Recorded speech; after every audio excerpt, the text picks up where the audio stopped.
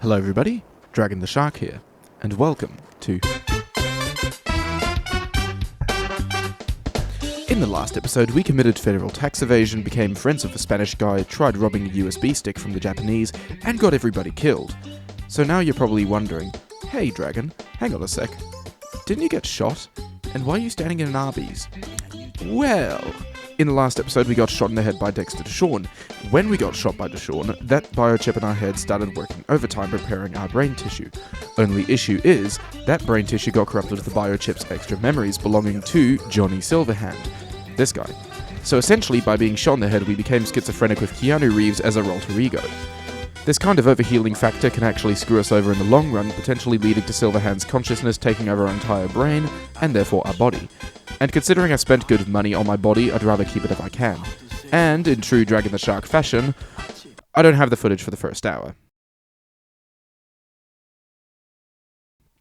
So back to the Arby's. The man sitting opposite me right now is Takamura, an ex-bodyguard for Saburo Arasaka. You know, the old guy who got killed in the last episode?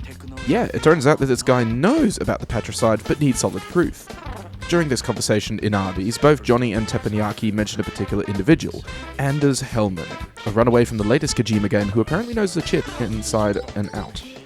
Only issue? We don't know where he is. Only one person might have info, Rogue, an old-time fixer at the Afterlife. So we head in once again, drop off a recipe to the bartender, and we talk with Rogue. In hindsight, this is a poor decision. Not poor as in it's a bad decision, poor as in she robbed us of all of our goddamn money. Fortunately, she gives us a good lead. Panam Palmer, girl who knows the lands around like the back of her hand. So obviously we should go see her, immediately. Small thing though, my best friend died and I wanted to pay respects. So naturally, I took care of a couple of gangsters, stole their van, and beelined it straight for the bar. We got into contact with Jackie's mother, caught up with the crystal therapy chick from earlier, stole a bottle of liquor, and took part in the ceremony. Jackie was one of those real MFs, a genuinely goated saucy boy. He loved lizards. Rippin' pepperoni, my G, you would have loved the Bad Bunny Super Bowl. After that awe-inspiring speech, we stole Jackie's bike and called Panam. She seemed cool and agreed to meet me, so we met up and she told me that in order to help us, we had to help her first. Of course, this being a AAA game, I naturally anticipated the circle jerk method long before, so I decided to help her out. To make a long story short, Panam was contacted by Rogue to deliver some goods to a local gang. Issue was, she got shafted by her partner in crime, Nash, who stole her goods and her truck. She wanted to ambush Nash in a nearby abandoned town, stealing back the truck and finishing the contraband. So we went to the town, ambushed the gang, and shot our way to victory. Except that Panam was pissed. Nash wasn't there. She asked me to tag along to kill Nash once and for all. Now sure, I could say that I was doing this out of the kindness of my heart, but I'd be a damn pathetic dragon if I wasn't chasing the damn eddies. So we drove up, and shot the place to hell. And I only died once!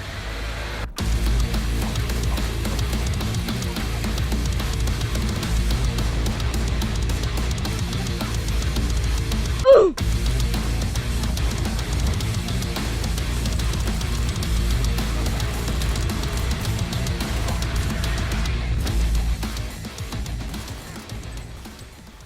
After taking care of the local horde of backstabbing bastards, we went off to a nearby seedy motel, gods are all over the place, aren't they, and had a drink.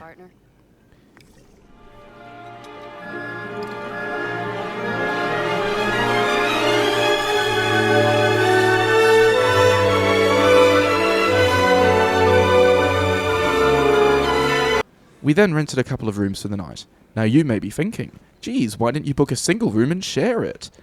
My answer? I believe in respecting women. Also, I was baptized in Tylenol as a child, so I couldn't read a woman if she had her name tattooed on her forehead. I woke up the next morning and caught up with my emails before checking in with Panam again. Turns out after helping her, she's now super eager to help us catch our Hellman. We discussed the trap. Our target, Hellman, was scheduled to fly across a particular array of satellite dishes. We'd hotwire the satellites into a massive EMP, disabling the hovercraft and storming it. So we did just that. Johnny swung by, said something about his dick. Minus the charisma. An impressive cock. Right before we took care of the satellite dishes. It went surprisingly smoothly, right up until Panam needed the orphan obliterator to take down the Kang Tower transport. We chased after the transport, knowing full well that our target, Hellman, was likely inside. However, when we got there, we found it wrecked, with one of Panam's friends being taken in by the worst enemy of all, clankers. Also, before this video gets flagged for racism, like it didn't do that already with the last video, please note that the terminology only applies to negative AI-controlled automatons, okay? Like Wally, he's a clanker with an A. R2-D2, he's a clanker too. But these hard R, okay? Okay. Anyway, we shot all those dirty copper bloods and saved our buddy Mitch from almost certain demise. Sadly, Hellman had ran off, but me and Panam were in hot pursuit. Right up until the game remembered it was Cyberpunk 2077 and shot me about 100 meters in the air for no reason. These tracks lead up past the hill to an old filling station. I wager that's where they're holding help. Twice. These tracks lead up past the hill to an old filling station. I wager that's... After dying once again in the local gas station, we finally got Hellman. We dragged him to a nearby motel, called our buddy Teriyaki to swing by, and interrogated him. Tell me what you know about the biochip, you bastard. To make a long story short, we're fucked. There is no easy way for that biochip to get removed without, killing us. What's worse is that what Vic said earlier is true. We haven't got much time before we turn into a slightly autistic retelling of John Wick. As I drove around in Night City the next morning, I got another call from Panam. Their leader, Saul, had been captured, and she wanted I help to get him back. I drove immediately to the Aldecaldo's camp, and she filled me in on the details. Saul was being held by a rival clan called the Shiv Raffins, and were holed up in an old abandoned warehouse. Our goal? Infiltrate this warehouse quietly, retrieve Saul, and get him out alive. Minor issue though, I hadn't gotten enough points in technical ability or body, so I just sucked at forcing open doors. So, guess we're back to killing.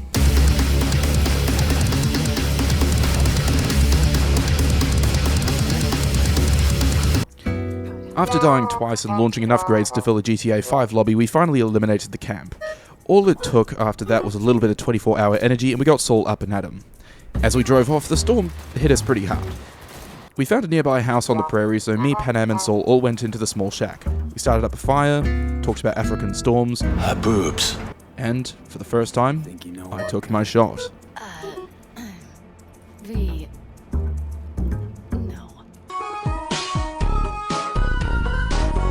The next morning I found Panam sitting on the porch. I talked to her about last night and More like this. she kissed me. We got it, boys! Let's fucking go! Bring out the Merry Bouncy Band! I chased up that spike of dopamine by heading into the city and doing a few more missions. I ran into a pachinko parlor to finally get paid for that gig me and Jackie did at the start of the game. I saved a surgeon from Maelstrom. I got a call from Mitch. Mitch told me that his war buddy passed in that Kang Tower transport attack and he wanted me to help him with the funeral procession. We drove off, launched his friend's corpse off of a bridge, and shared a brewski. At this point I was in a pretty good routine before I realized that I hadn't actually picked up my car from the garage yet. So I went down to the garage and hopped in. After lodging a complaint with the manager told me to go chasing after his own taxi cars. So we just sat. For a whole hour straight, I went around Night City chasing up after different taxis. Right up until I got a call from my new girlfriend, Panam. She said that while Saul was conducting business with a nearby corp, she wanted to take on a military convoy. So I met up as fast as I could and we went off to prepare for the attack. We set up camp just outside a train yard where she revealed that she too was autistic. I've always been fond of trains. We then spent the night stargazing, cuddling up by the fire. It was nice. We saluted old friends, made some new ones, and shared a drink or two. It was simply perfect. Wake the fuck up, samurai. The next morning rolled around and we were ready to rock. With a small army in tow, we assaulted the convoy, dispatching the Militech guards with ease. Now you may be asking, DragonTheShark, why in the heck would you take it? Talk. We drove the tank back to Saul, who was, well, pretty pissed off. I then ran off, drove around the city a bit more, and found this guy, playing guitar. Good stuff. We then got one last call from Panam. This time, she and her buddies managed to get the tank up and running and wanted to invite us to take it for a little spin. This being a literal war machine capable of destroying so many single-family homes, I of course said yes. So me and Panam jacked in, jacked off, and jacked around by taking care of a random invasion. Saul then called a meeting with Panam to discuss This family by my side. I will what? for her bravery in saving Saul from the Shiv Raffins, taking on a Militech convoy, and saving the camp from an invasion. She got to be second in command only to Saul himself. And as for my bravery, I got jack shit. We hit up an abandoned bar to say our goodbyes when... I just thought, forget it. I'll think it all over. I promise.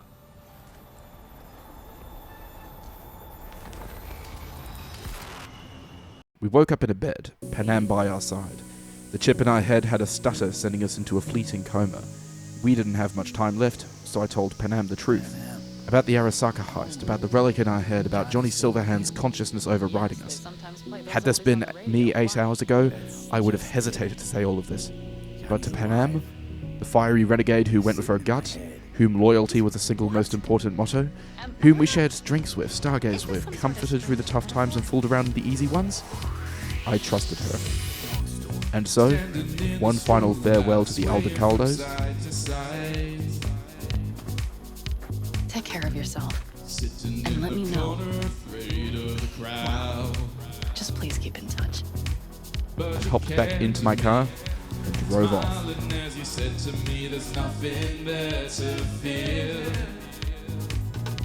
So come on over and join the dance.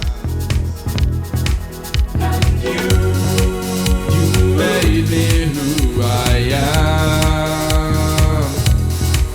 And now, oh, I swear I'm so stupid, I just wanna hold your hand. So let me stay tonight,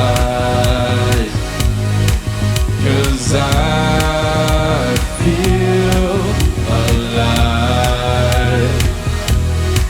So let's dance, just you and I.